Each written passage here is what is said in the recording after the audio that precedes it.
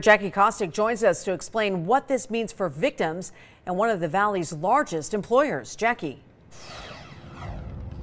Well, Trisha and Todd, this settlement comes after 8 months of mediation and is now the largest settlement in Nevada history.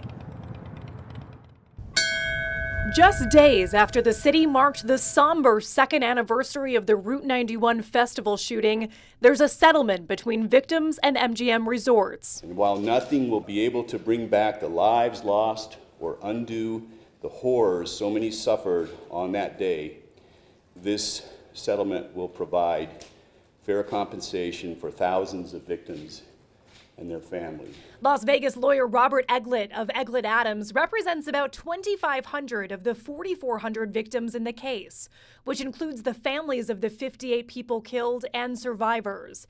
Eglett says the total amount paid to victims will be between $735 and $800 million. The amount each victim will get will be decided by an independent administrator. I'm sure they're going to have some sort of system with respect to whether it's a death case or an injury case and the nature of the injuries, all that will be taken into consideration. The settlement will be funded by MGM with up to $751 million coming from its insurance companies.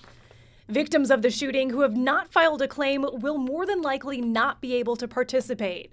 Eglett says this settlement does not mean MGM is admitting liability in the case, but that no one involved wanted it to be drawn out. If the parties would have continued to, fight this out, this case likely would have gone on for over a decade. And that would not have been good for the victims, it would not have been good for this community, it would not have been good for MGM. So this is the best solution for everybody.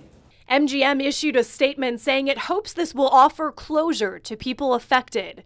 Also saying in this era of mass shootings, this settlement sends a strong message to the hospitality industry that all steps necessary to prevent mass shootings must be taken. Now, Eglett says those victims will likely be paid sometime late next year, and many of those victims are really counting on this money to help in their recovery. And Cynthia Maldonado has